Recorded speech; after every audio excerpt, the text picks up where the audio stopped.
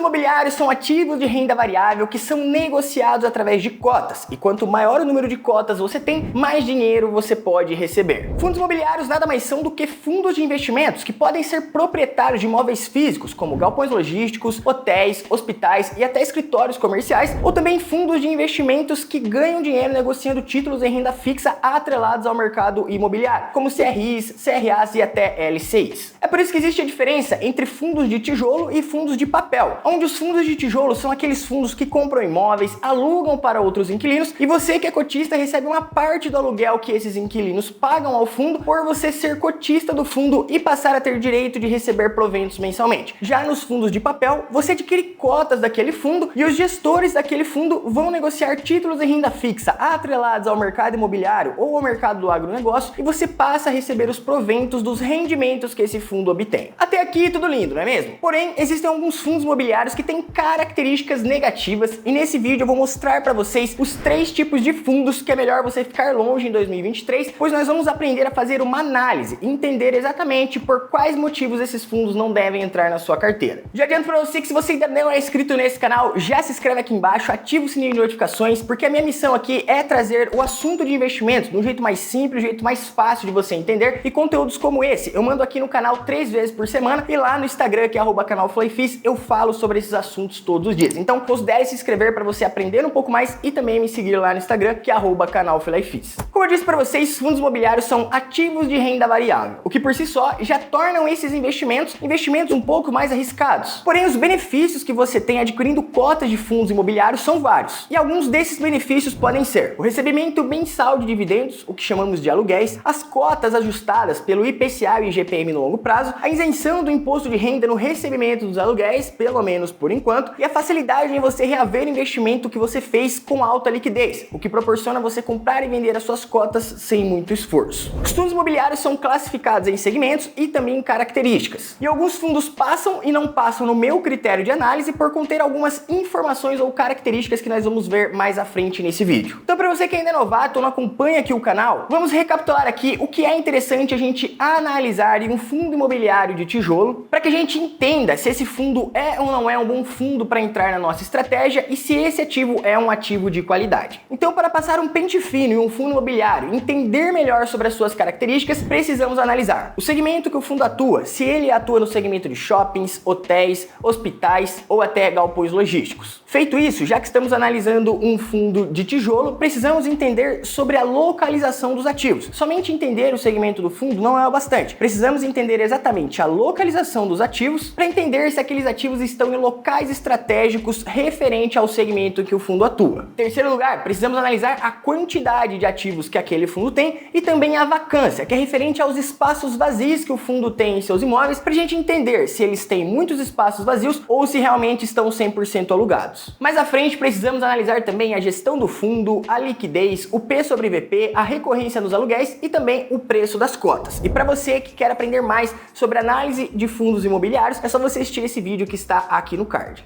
Então, para analisarmos um fundo e entender exatamente as características daquele ativo, precisamos analisar esses pontos para entender se realmente o fundo é ou não é um fundo de qualidade. O interessante é que, ao entendermos o que estamos buscando em um fundo imobiliário, também passamos a entender o que não estamos buscando. E é nesse momento que precisamos identificar as características negativas para entender se aquele fundo tem ou não tem uma boa qualidade. Então, pega o papel e caneta e anota aqui esses 3 critérios que eu, Lucas, sempre carrego nas minhas análises e que eu tenho certeza que se você começar a analisar e levar a fundo esses tipos de características, você vai conseguir filtrar bons fundos imobiliários. A primeira característica é não investir em fundos que são monoativos. Como eu disse para vocês logo acima, é bom a gente entender a quantidade de ativos que aquele fundo tem e entender também o segmento. Agora, quando temos fundos que são monoativos, estamos falando de fundos que têm apenas um ativo sob gestão, ou seja, um fundo de shoppings que tem apenas um imóvel, um fundo de galpões logísticos que tem apenas um galpão, ou também um fundo de hotéis que tem apenas um único hotel. Isso é muito perigoso, porque nos fundos imobiliários, o aluguel que você recebe é referente ao imóvel que aquele fundo tem e também os inquilinos que estão sob gestão daquele fundo. Se você tem apenas um único imóvel em um fundo e acontece alguma coisa com aquele imóvel, o imóvel pega fogo ou o imóvel passa por algum tipo de regulamentação que aquele imóvel fique inutilizável, você que é cotista não recebe os seus aluguéis e por consequência o fundo vai se desvalorizar. valorizando. Então fundos que são monoativos, eu, Lucas, já arrisco da minha análise, porque por mais que o fundo tenha entregado um bom rendimento ao longo dos anos, o risco que você tem investindo nesse tipo de fundo é muito alto e você não deve fazer os seus investimentos correndo um risco maior do que o risco que você já está calculando. Em segundo lugar, junto com fundos monoativos, também tem fundos que são monoinquilinos. Muitas vezes você vai olhar ali na lâmina do fundo, você vai ver que o fundo tem 3 tipos de imóveis em 3 estados diferentes e você pode olhar aquilo e achar que é um fundo muito bacana, pois tem uma boa diversificação. Porém, fundos que são monoinquilinos, todos os ativos do fundo pertencem a uma única empresa. E nós temos como exemplo recente o que aconteceu com as lojas americanas. De um dia para o outro, vários fundos, vários bancos e várias empresas foram afetadas por um rombo de mais de 40 bilhões de reais, que consequentemente causou uma perda significativa em várias instituições. Agora imagine se você tem um fundo imobiliário de galpões logísticos, onde o fundo tem 5 imóveis, porém só tem as lojas americanas como inquilino, e do nada sai uma notícia dessas e a Lojas Americanas deixa de pagar o aluguel para aquele fundo. Ou seja, mesmo você tendo um fundo com vários ativos e uma boa distribuição, se você tem um único inquilino, você está correndo um risco desnecessário. Então, exclua das suas análises fundos que são monoativos e monoinquilinos. Em terceiro lugar, um último critério que também não passa nas minhas análises são fundos que têm uma baixa liquidez, ou seja, fundos que têm pouca negociação e fundos também que têm um valor de negociação muito abaixo. Por que é interessante você investir em fundos imobiliários que têm uma alta negociação ou liquidez diária? Porque quando você compra cotas de fundos imobiliários, o ideal é você analisar um fundo e você ir acumulando cada vez mais cotas, porque dessa forma você consegue ir aumentando a quantidade de dividendos que você recebe mensalmente. Então, o atrativo dos fundos imobiliários é você comprar e poder vender as suas cotas rapidamente se o fundo é um fundo de boa qualidade e tem um volume grande em negociações. Agora, se você pega um fundo imobiliário que tem menos de 10 mil negociações diárias, ou um fundo que movimenta menos de 50 mil reais nos últimos 30 dias, se você for se desfazer das suas cotas, ou se você for comprar mais do que 50 mil reais em cotas daquele fundo, você automaticamente poderá derrubar o preço daquele fundo ao adquirir ou ao vender as suas cotas, pois a negociação que você está fazendo é maior do que a negociação que o fundo já negocia normalmente. Então, você pode encontrar dificuldades tanto de comprar aquelas cotas, quanto de vender aquelas cotas caso no futuro você queira se desfazer da sua posição. Então, fundos que têm uma negociação diária baixa também são arriscados, porque se você precisar do dinheiro, você provavelmente terá dificuldades de liquidez. Então, esse tipo de informação, para você entender melhor sobre os fundos monoativos, monoinquilinos e também fundos com baixa ou alta liquidez, você consegue essas informações diretamente desses sites: o Fund Explorer, o Status Invest e também o Clube do FI. Não é nenhum jabá, esses 3 são os sites que eu, Lucas, utilizo e indico para que você também utilize, pois esses sites têm muitas informações, principalmente para você baixar os relatórios dos fundos que você tem analisado. Então acompanhe aqui comigo como você pode filtrar essas informações para você fazer as suas análises. Vamos usar aqui como exemplo o site Fund Explorer, onde você pode entrar lá no Google e digitar fundexplorer.com.br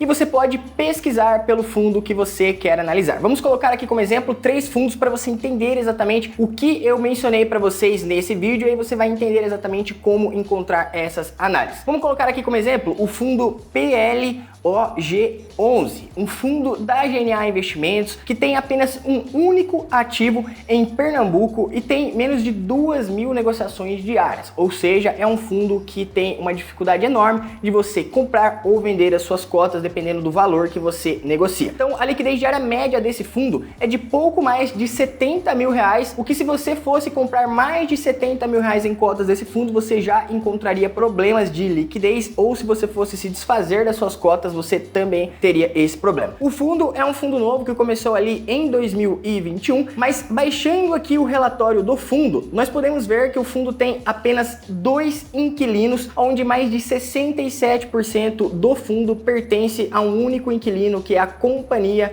Suporte Logística. Ou seja, caso a Companhia Suporte Logística queira sair do fundo ou não esteja mais de acordo com alguns contratos e tudo mais, o fundo perde 67% da sua sua capacidade de gerar receita e a consequência que o cotista também iria sofrer sobre esse rebalanceamento. Então, se esse inquilino sair, o fundo pode desabar, além do fundo estar com uma vacância de 20%, ou seja, de 100% ali, esse fundo ele é distribuído em 3 galpões, 20% do fundo está vazio, ou seja, não tem nenhum inquilino, não está alugado e o fundo só tem 2 inquilinos, o que é péssimo quando você pensa na questão de fundos imobiliários. Aqui um outro exemplo é o fundo ATSA11, um fundo de shoppings onde o fundo tem apenas 281 cotistas, ou seja, você tem poucas pessoas negociando esse tipo de ativo e tem um único shopping ali na cidade de São Paulo, porém tem uma vacância de quase 22%, ou seja, de 100% do shopping, 22% está vazio, sem ninguém pagando aluguel. O fundo entregou apenas 2,55% de rendimento nos últimos 12 meses e já chegou a ficar um ano inteiro, de 2016 a 2017, sem distribuir dividendos aos seus cotistas. E por último, aqui um fundo de lajes corporativas, que é o CJCT11, que tem uma liquidez diária abaixo de 100, tem apenas 1.200 cotistas, com um único imóvel na cidade de São Paulo e uma vacância de quase 60%. Então, eu resumi aqui para você entender exatamente esses pontos importantes que eu, Lucas, analiso nas minhas análises de fundos imobiliários e o que eu também fico procurando quando eu vou entender melhor sobre a capacidade do fundo de gerar receita e também de distribuir dividendos aos seus cotistas. Os fundos imobiliários estão totalmente ligados à quantidade de ativos que o fundo tem, à gestão do fundo e também os inquilinos que estão pagando aluguel para esse fundo, por isso você tem que analisar isso muito bem para você não se basear somente no dividend yield ou no valor do dividendo que o fundo está pagando por cota. Acredito que esse vídeo deu para resumir bem para vocês como funciona uma análise de fundos imobiliários e o que você deve ou não deve levar como critério para você entender se o fundo tem ou não tem uma boa qualidade. Agora, para você que quer se aprofundar ainda mais em análises e entender de fato como investir em fundos imobiliários seguindo uma estratégia, aqui na descrição está o link do nosso curso Hackeando Finanças, que ficará com valor promocional apenas até o dia 28 de fevereiro. O curso tem mais de 40 aulas práticas que vão desde a renda fixa à renda variável, onde você vai aprender comigo todos os conceitos que eu, Lucas, utilizo nas minhas análises e também nos meus investimentos. Para você aproveitar essa promoção, é só você clicar no link que está aqui na descrição, que eu tenho certeza que depois desse curso você passará a aprender investimentos de um jeito muito mais fácil. Se você ainda não é inscrito no canal, já se inscreve aqui embaixo, eu tenho certeza que esse vídeo agregou conhecimento para você, então curte aqui para o YouTube entender que esse vídeo é relevante e também me segue no Instagram que é @canalfilefis. De agora até o próximo vídeo e tamo junto. Valeu!